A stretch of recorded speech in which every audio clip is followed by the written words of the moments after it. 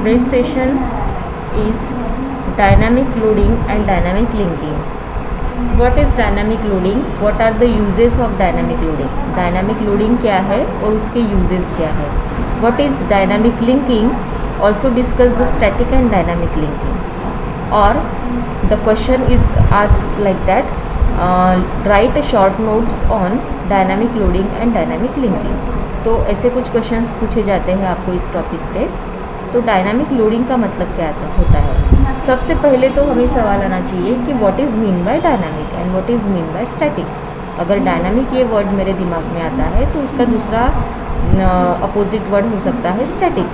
तो डायनामिक और स्टैटिक में क्या डिफरेंस है? Dynamic means it is the dynamic way, या फिर हम उसको कह सकते हैं कि something to be happen at run time. अगर रन टाइम कोई चीज़ें अगर हो रही है उसे मैं डायनामिक कह सकती हूँ. स्टैटिक का मतलब means the something to be happen predefine. ठीक है, प्री डिफाइन अगर कोई चीज़ें है तो उसे मैं स्टैटिक कहती हूँ. प्री डिफाइन मीन्स जैसे मुझे पता है कि 3 वेरिएबल्स है of type integer, that is called as static declaration. And dynamic means अगर मुझे कोई चीज़ एट रन टाइम डिसीजन लेना है, ठीक है, एट रन टाइम मुझे डिसाइड करना है कि ये मुझे एग्जीक्यूट करना है या ये मुझे वेरिएबल डिक्लेयर करना है, तो वो होता है डायनामिक. ठीक है, रन टाइम कोई डिसीजन होते हैं तो डायनामिक कहा जाता है. पहले से ही अगर कोई प्री डिफाइंड डिसीजन है तो उसे स्टैटिक कहा जाता है. ओके. अब लोडिंग एंड लिंकिंग, इसका मतलब क्या होता है? लोडिंग मीन्स अगर कंप्यूटर सिस्टम में एक कंप्यूटर मेमोरी रहती है जहाँ पे प्रोग्राम्स लोड होते हैं. जैसे मैंने अभी इसके पहले आपको कंसेप्ट बताया स्वैपिंग का, जिसमें हमने सेकेंडरी मेमोरी से प्रोसेसेस को हमने मेन मेमोरी में लोड किया था फॉर एग्जीक्यूशन. उसको हम लोडिंग कहते हैं. लोड करना यानी उसको एक जगह से उठा के दूसरे जगह पे लेके जाना, that is called as loading. And linking means जितने भी रिसोर्सेज उसको ज़रूरी है एग्जीक्यूशन के लिए उसके साथ उसको लिंक करना. ठीक है, उसका पाथ उसको असाइन करना, that is called as linking.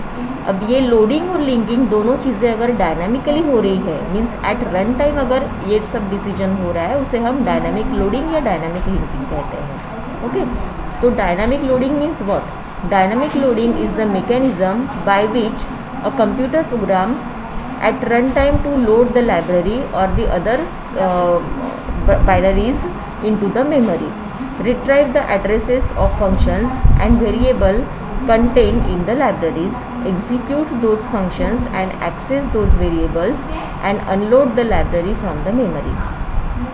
जब भी कोई प्रोसेस आपकी लोड होती है, प्रोसेस मीन्स प्रोग्राम, ठीक है, कंप्यूटर प्रोग्राम. तो कंप्यूटर प्रोग्राम जब लोड होता है कंप्यूटर मेमोरी में तो उसको जितनी भी मेमोरीज़ या जितनी लाइब्रेरीज़ लगने वाली है उन सब जो फंक्शंस उसको लगने वाले हैं, लाइब्रेरी फंक्शंस या जो वेरिएबल्स उसको लगने वाले हैं एग्जीक्यूशन के लिए, वो सब फंक्शंस और वेरिएबल्स को कंप्यूटर मेमोरी में लोड करने का काम करता है डायनामिक लोडिंग. और फिर लोड करने के बाद वो पूरे फंक्शंस एग्जीक्यूट होते हैं.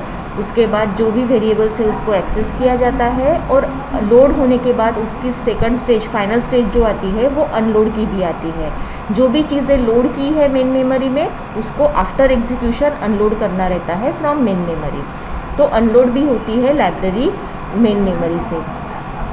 Under the dynamic loading routine is not loaded until it is called. तो डायनामिक लोडिंग का मतलब ये होता है, अब ये मैंने पहले आपको जो डिस्कस किया वो है लोडिंग. लोडिंग का मतलब क्या होता है कि जो भी हमारा प्रोग्राम है उसको लोड करना from secondary memory to main memory, और उसको लोड करना यानी उसके साथ साथ उसके जो भी उसके फंक्शंस या जो वेरिएबल्स उसको लगने वाले हैं, जो लाइब्रेरीज उसको लगने वाली है, वो पूरी लाइब्रेरीज को लोड करना, वो फंक्शंस को एग्जीक्यूट करना, वेरिएबल्स को डिफाइन करना, और आफ्टर कंप्लीटिंग देयर जॉब उसको अनलोड करना. ये दोनों चीज़ें होती है लोडिंग में. ठीक है, लोड एंड अनलोड दोनों चीज़ें होती है.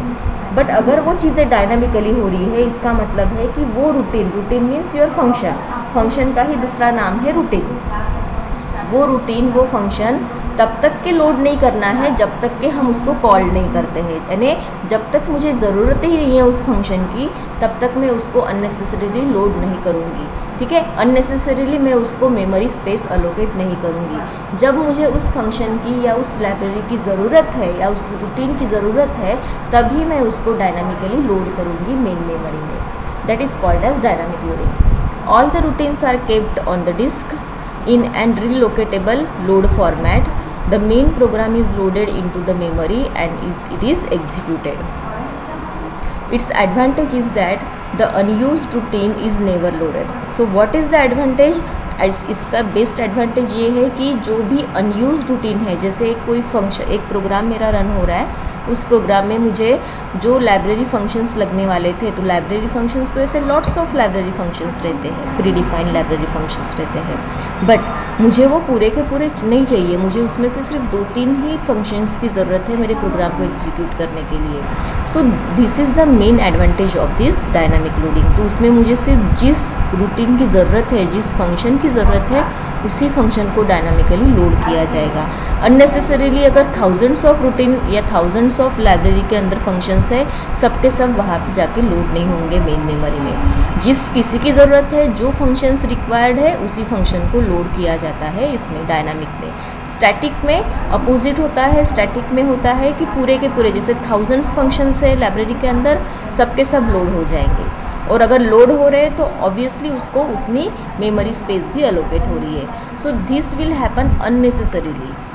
जिसकी ज़रूरत ही नहीं है उसको हम क्यों लोड करें, उसके लिए हम मेमोरी स्पेस क्यों बर्बाद करें, ठीक है। तो डायनामिक में होता है कि अगर मुझे ज़रूरत है तो ही उसको लोड किया जाएगा मेन मेमोरी के अंदर, और उसको स्पेस अलोकेट की जाएंगी, ठीक है, एड्रेसेस अलोकेट किए जाएंगे। This method is particularly useful when the large amount of code are needed to handle infrequently occurring cases such as error routine. It has no requirement for special support of the operating system. The uses of dynamic loading. Dynamic loaded की uses क्या है? सबसे the first use is implementing plugins. Dynamic loading is most frequent used in implementing computer plugins. For example, Apache Web Servers, star.dso dynamic shared object plugins file are the library files which are loaded at runtime with dynamic loading. जैसे implementing plugins, plugins का मतलब क्या रहता है कि plugins are something, these are some functions, ठीक है। plugins का मतलब होता है कुछ functions या कुछ files, important files, and these files are very important for a particular web server. जैसे आप Apache नाम का एक वेब सर्वर यूज़ कर रहे हो, जैसे मोजिला रहता है, मोजिला फायरफॉक्स रहता है, ठीक है, क्रोम रहता है, तो उसी तरीके का एक Apache नाम का एक वेब सर्वर रहता है। उस वेब सर्वर को DSO means dynamic shared object नाम के फाइल्स रिक्वायर्ड रहते हैं उस सर्वर को रन करने के लिए। तो ये सभी फाइल्स जो है उसको हम प्लगइन्स फाइल्स कहते हैं।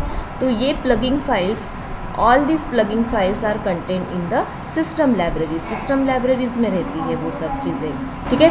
तो इस सभी लाइब्रेरीज को डायनामिकली लोड किया जाता है at run time when the web server, Apache web server is runnable, ठीक है। जब ये रन होगा आपका Apache वेब सर्वर, जब आपका रन होगा तब डायनामिकली ये सभी प्लगइन फाइल्स को लोड किया जाता है मेन मेमोरी के अंदर। This is the first use of dynamic loading, implementing the plugins. Second, implementing programs. Dynamic loading is also used in implementing computer programs where multiple different libraries may supply the requisite functionalities and where the user has the option to select which libraries to provide. Dynamic plugins जैसे होता है वैसे ही dynamic programs भी होता है। Dynamic plugins जैसे होता है वैसे डायनामिक प्रोग्राम्स भी होता है। मींस जो प्रोग्राम्स मेरे सेकेंडरी स्टोरेज डिवाइसेस में प्रेजेंट है उसको डायनामिकली क्या करना है, हमें मेन मेमोरी में लेके आना है एट रन टाइम, ठीक है। तो उसमें लोड करना है, लेके आना है मीन्स लोड करना है। तो dynamic loading is also used for implementing the computer programs where multiple different libraries में supply the requisite functionalities and where the user has the option to select which libraries और libraries to provide. तो यहाँ पे जितने भी programs मेरे secondary storage area में stored है, उसमें से जो प्रोग्राम्स मुझे लोड करना है मेन मेमोरी में, उसको मैं लोड करूँगी। और लोड करने के बाद जो भी लाइब्रेरीज़ उसको रिक्विसाइट है यानी ज़रूरी है, उस पर्टिकुलर लाइब्रेरीज़ को मैं क्या करूँगी, लिंक करूँगी उस प्रोग्राम के साथ। So this is called as implementing programs. फिर लिंकिंग क्या होता है, तो जैसे ही प्रोग्राम लोड हो गया तो उस प्रोग्राम को जो भी लाइब्रेरीज़ की ज़रूरत है उसको लिंक करना मीन्स लिंकिंग होता है। So linking is the process of bringing external program together requiring by the user right for its successful execution. Linking can be performed at both the compile time when the source code is translated into the machine code and load time when the program is loaded into the memory by the loader and even at the run time by the application program। तो linking जो चीज़ है ये दो तीन बार जगह होती है, दो तीन जगह पे होती है। लिंकिंग कब होती है, जब आपका सोर्स कोड का प्रोग्राम मशीन कोड में कन्वर्ट होता है। हमें पता है कि हमारा प्रोग्राम जो है, machine doesn't know the human readable language. Machine को, आपके कंप्यूटर सिस्टम को सिर्फ 0 and 1 ये लैंग्वेज पता है, ह्यूमन रीडेबल लैंग्वेज उनको नहीं पता। और जो भी हम प्रोग्राम्स लिखते हैं वो सब ह्यूमन रीडेबल लैंग्वेज में रहती है। तो सबसे पहले आपका जो प्रोग्राम है वो बिल्ड होता है, उसके बाद कंपाइल होता है। कंपाइल होने के बाद आपका एग्जीक्यूटेबल फाइल बनती है, और एग्जीक्यूटेबल फाइल बनने से बनती कब है, जब वो कन्वर्ट होता है मशीन कोड लैंग्वेज में। तो जब हम सोर्स कोड को मशीन कोड लैंग्वेज में ट्रांसलेट करते हैं तब भी लिंकिंग की ज़रूरत रहती है। ठीक है, उसको हम कंपाइल करते हैं, कंपाइल के बाद होने के बाद मशीन कोड में उसका कन्वर्जन होता है, तब भी लिंकिंग होती है। उसके बाद जब प्रोग्राम आपका सेकेंडरी स्टोरेज मेमोरी से मेन मेमोरी में लोड होता है तब भी लिंकिंग प्रोसीजर होती है। Even that at run time भी लिंकिंग होती है। ठीक है, तो लिंकिंग में क्या होता है कि प्रोग्राम में जो भी नेसेसरी फंक्शनैलिटीज़ या नेसेसरी फंक्शंस है या नेसेसरी लाइब्रेरीज़ है, उस लाइब्रेरीज़ को लिंक किया जाता है। ठीक है, उसके जैसे आपने C++ का प्रोग्राम देखा होगा, सी लैंग्वेज का, उसमें हम सबसे पहले हेडर फाइल्स लिखते हैं, #istream.h conio.h। ठीक है, ये हेडर फाइल आप लोगों को पता होनी चाहिए, सी लैंग्वेज आप पढ़ रहे हो। तो सी लैंग्वेज में हम जब istream.h conio.h ये लिख रहे हैं तो ये क्या है, ये लाइब्रेरीज फंक्शन है। इससे क्या हो रहा है, printf scanf ये फंक्शंस रन हो रहे हैं, clr scr get ch ये फंक्शंस रन हो रहे हैं। तो इस लाइब्रेरीज फाइल को कहाँ पे रखा गया है, लाइब्रेरी के अंदर रखा हुआ है। तो जब आप ये प्रोग्राम लिखोगे और जब इस प्रोग्राम को आप कंपाइल करोगे तो कंपाइल टाइम पे उस प्रोग्राम, इस लाइब्रेरीज़ को लिंक किया जाता है, जहाँ कहीं पे भी इसका सोर्स कोड लिखा होगा या ये लाइब्रेरीज़ जहाँ कहीं पे भी लिखी होंगी आपके कंप्यूटर सिस्टम पे, तो वहाँ से उसको लिंक किया जाता है आपके प्रोग्राम के साथ। उसे हम कहते हैं लिंकिंग। ठीक है, और ये लिंकिंग का काम होता है लिंकर्स के थ्रू। ठीक है, प्रोग्राम को लोड करने का काम करता है लोडर्स। तो लिंकर, लोडर, ये सब क्या है, प्रोग्राम लोडर है। लिंकर के थ्रू लाइब्रेरीज या फंक्शंस को लिंक किया जाता है। Even at run time by the application program it is performed by the program called as linkers. तो linker is nothing but a linking the files or editors with supporting documents. Linker are also called as link editor. Linking is performed as a last step in the compile program. तो compile program after compilation linking होता है। पहले तो compile किया जाता है programme, compile time पे क्या होता है, एरर्स फाइंड आउट होते हैं। ठीक है, कुछ एरर्स है क्या आपके प्रोग्राम के अंदर, अगर कुछ एरर्स है तो वो सबसे पहले फाइंड आउट, सिंटैक्स एरर है, जो भी एरर्स डेवलप हुए होंगे आपके प्रोग्राम के अंदर, तो वो कंपाइल टाइम चेक किए जाते हैं।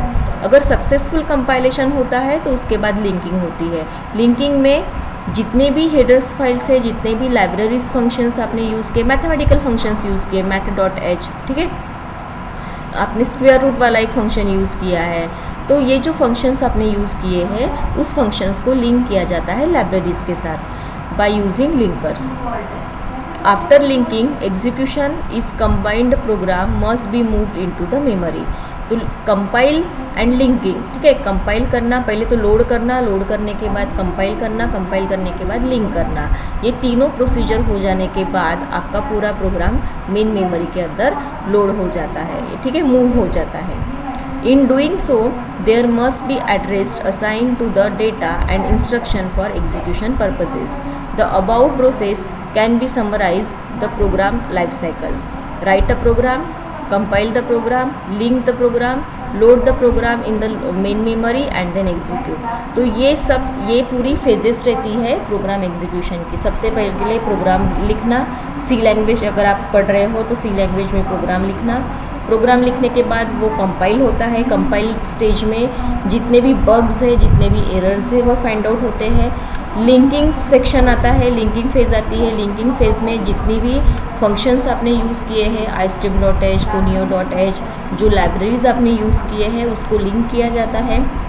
उसके बाद कंपाइलेशन और लिंकिंग प्रोसीजर सक्सेसफुली होने के बाद उसको लोड किया जाता है प्रोग्राम को मेन मेमोरी के अंदर, और लोड होने के बाद वो एग्जीक्यूट होता है. So these are the phases of linking of your program. ठीक है, प्रोग्राम लाइफ साइकिल के ये फेजेस है. Right, compile, link, load and execute.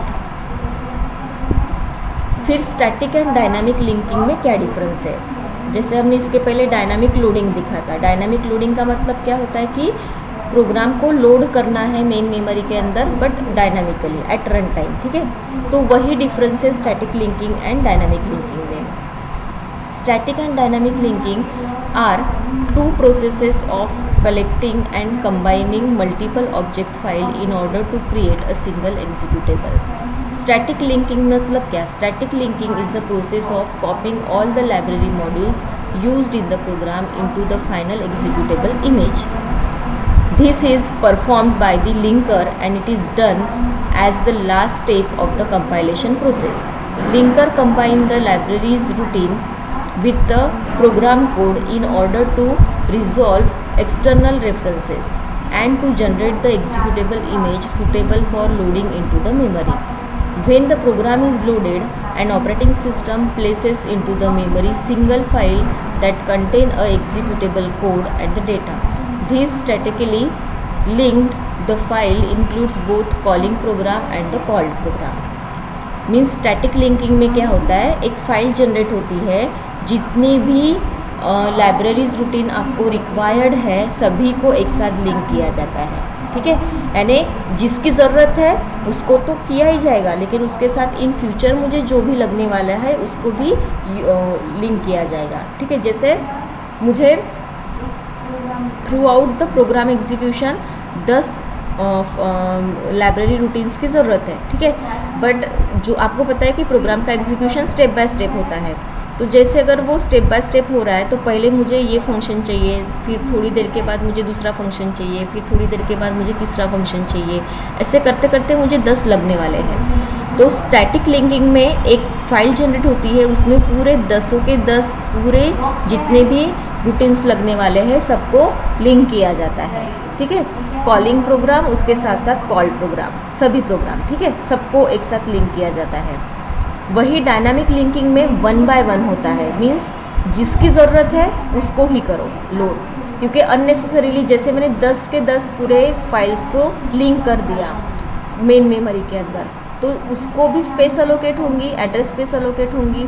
तो अननेसेसरीली फ़िलहाल तो मुझे फाइल नंबर 1 ही लग रही है, तो मैं 2, 3, 4, 8, 9, 10, ठीक है, सबके लिए मैं क्यों मेमोरी वेस्ट करूँ? उतनी मेमोरी मैं दूसरे किसी प्रोग्राम के एग्जीक्यूशन के लिए दे सकती हूँ.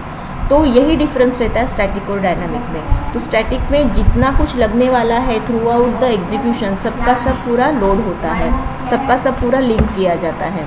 तो उसमें हम वेस्टेज ऑफ टाइम, उसमें हम वेस्टेज ऑफ मेमोरी कर रहे हैं. हम यहाँ पे टॉपिक क्या पढ़ रहे हैं? मेमोरी मैनेजमेंट का. तो मेमोरी मैनेजमेंट में हमें ये देखना है कि हम कम से कम मेमोरी में कैसे वर्कआउट कर सकते हैं. तो अननेसेसरीली हम मेमोरी का यूटिलाइजेशन क्यों बढ़ाएं?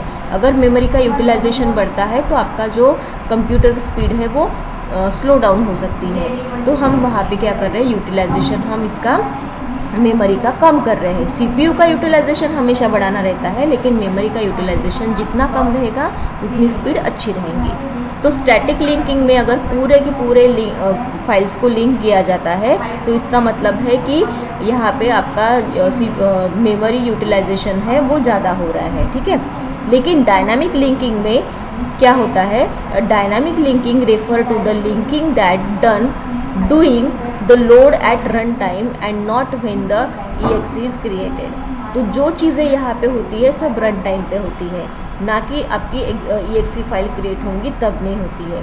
इन dynamic linking, names of the external libraries, shared libraries are placed in the final executable file while the actual linking takes place at runtime when both the executable files and the libraries are placed in the memory.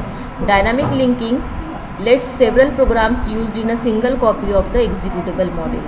तो यहाँ पे dynamic linking में जो भी linking होती है वो dynamically at run time होती है, और रन टाइम होती है तो जिसकी ज़रूरत है उसको ही लिंक किया जाता है, अननेसेसरीली हम सभी फाइल्स को लिंक नहीं करते हैं। सो this is the difference between static linking and dynamic linking. So that's it for today. आज हम सिर्फ इतना ही टॉपिक लेंगे।